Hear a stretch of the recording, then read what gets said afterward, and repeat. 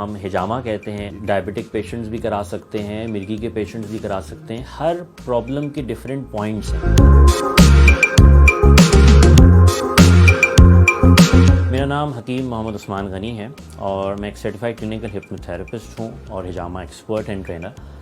आजकल पाकिस्तान में गुज़िश्ता तकरीबन कोई 7-8 सालों से हम ये देख रहे हैं कि हिजामा का बहुत तेज़ी से रुझान बढ़ता चला जा रहा है और उसकी बेसिक रीज़न ये है कि एक तो सुन्नत तरीका इलाज है, दूसरी चीज़ ये कि इस तरीका इलाज में किसी किस्म का कोई साइड इफ़ेक्ट नहीं है और लोग इसको सुन्ना की नीयत से हर महीने मखसूस चांद की तारीख़ों में, जो कि चांद की 17, 19 और 21 तारीख़ हैं, इन तारीख़ों में फ़ौक़ियत देते हैं, अपनी जर्नल डिटॉक्सिफिकेशन भी कराते हैं और आम तौर से जो उनकी प्रॉब्लम्स होती हैं, उनकी बीमारियां होती हैं, उसके लिए भी हिजामा कराते हैं।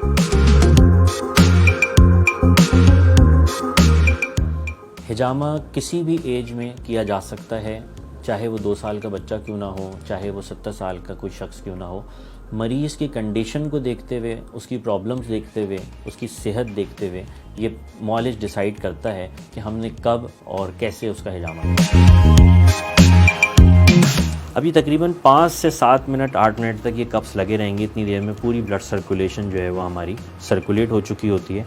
फिर इन कप्स को हम निकाल कर इसके ऊपर सर्जिकल ब्लेड से छोटे छोटे से सुपरफिशियल कट्स लगाएंगे। ये बहुत सुपरफिशियल कट्स होते हैं, किसी किस्म का कोई निशान आपकी बॉडी पे नहीं रहता।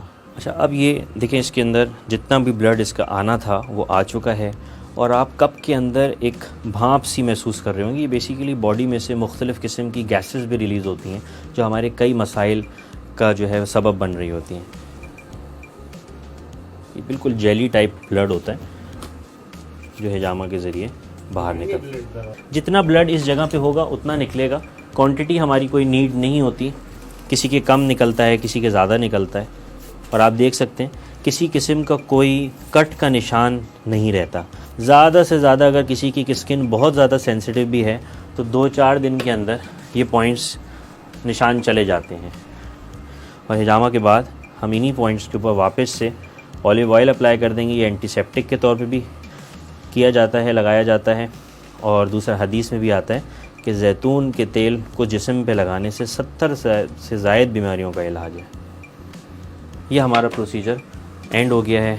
इसके बाद किसी किस्म की कोई हार्ड एंड फास्ट रूल नहीं है। पेशेंट 1 घंटे के बाद अपना जो भी खाना है वो खा सकता है। एहतियाती तौर पे हम साबुन या शैम्पू, कोई भी केमिकलाइज्ड चीज़ 24 घंटे तक इस जगह पे लगाने से मना करते हैं। हमारा तरीका ये होता है कि जब भी कोई आता है फ़र्स्ट हिजामा में उससे हम कंसल्टेशन चार्ज करते हैं। सिर्फ एक दफ़ा उसकी सारी कंसल्टेशन हो जाती है, फॉर्म बन जाता है। उसके बाद नेक्स्ट जब भी आता है तो कोई कंसल्टेशन चार्जेस नहीं होते, सिर्फ पर पॉइंट चार्जेस होते हैं। हिजामा के ज़रिए वज़न बेसिकली कम तो हो सकता है, लेकिन उसका जो बेसिक रीज़न है वो हमारी डाइट होती है।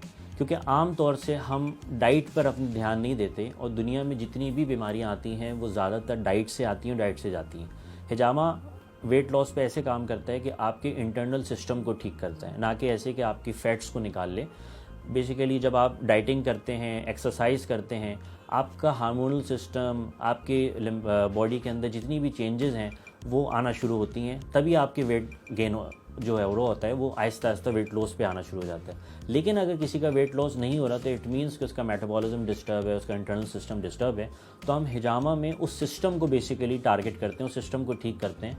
और ख़ास तौर पे आजकल ख़वातीन में हार्मोनल डिसऑर्डर्स की वजह से वेट गेन होता है, तो हम हार्मोनल डिसऑर्डर्स को पहले टारगेट करते हैं, उसको फोकस करते हैं और उसके ज़रिए आहिस्ता आहिस्ता उनका वेट लूज़ होना शुरू।